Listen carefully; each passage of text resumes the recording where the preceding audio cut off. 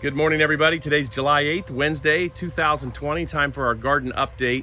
As you can see, we've been making pretty good progress on the fencing project around, and we're gonna have to step it up a little bit. We're in the chicken coop area now that we built this year to be attached to the garden. But if you see in the chicken coop, we have some of our young chicks that are now, what, Mary? About 3 weeks old now. Yeah, about 3 weeks old. So about another 2 weeks, they'll be coming out in here. So we'll have to have that finished off, painted, and also the fencing brought in.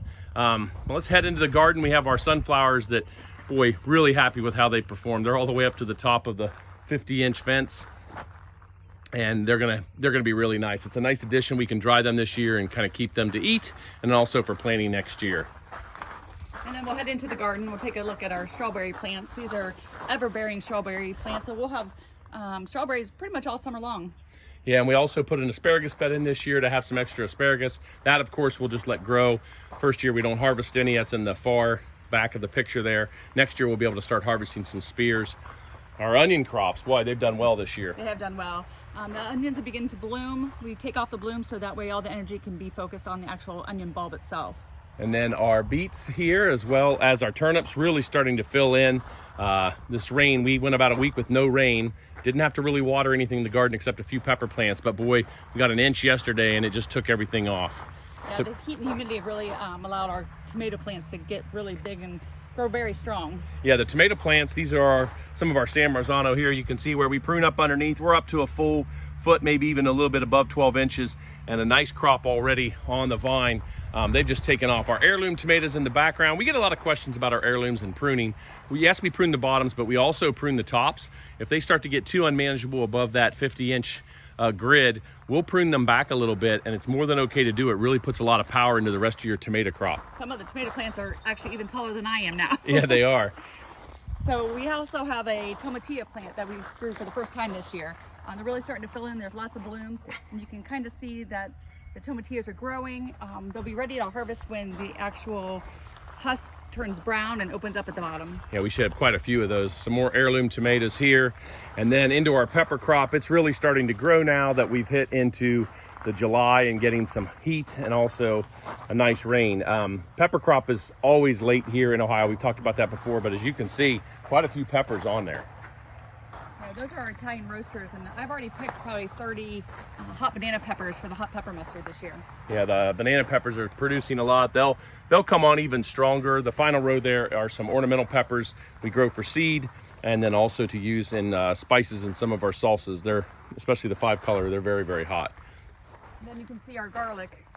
We'll harvest this as soon as it dries out again, probably over this weekend.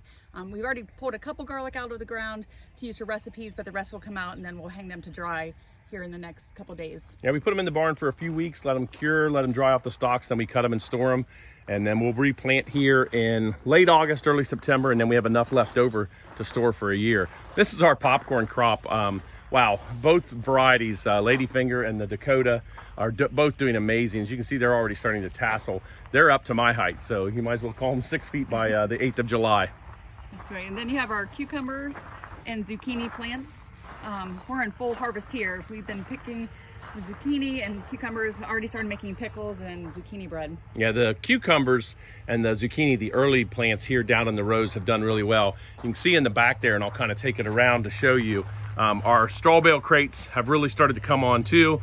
In the forefront is zucchini, and in the back is the cucumber, which are just now starting to grow up. Those will come on a little later than these here, and you can see in there, there's some ready for harvest today, Mary. That's right, about ready to pick.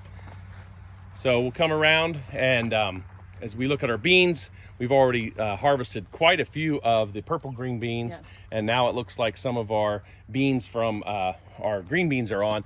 Got a little trampled yesterday with that heavy rain, but they bounce right back. Either that or perhaps a visitor to the garden. Right. Then we go to our spring crops, our broccoli. We've already cut a lot of broccoli. We're getting some florets on some ones that we've already picked. And our cabbage is about ready to be picked as well. Yeah, the cabbage, and as she mentioned, the broccoli, you know, you'll get your first big head, but then you'll get some extra cuttings of little florets after that. And we've been able to have quite a nice harvest of those even after the original heads. And the vine that you see here are sugar pie pumpkins. Once we pull the broccoli and cabbage out of the rows, we'll just let the sugar pumpkin vines take over this area. Special project for fall this year. We're hosting a big Thanksgiving here. So we're trying to grow all of our own pumpkins for that as well. In the back, you see the dill starting to flower, the basil, cilantro. We have a little bit of everything in that back bed. But Mary's starting to use the dill already for our pickle making because it's that time of year.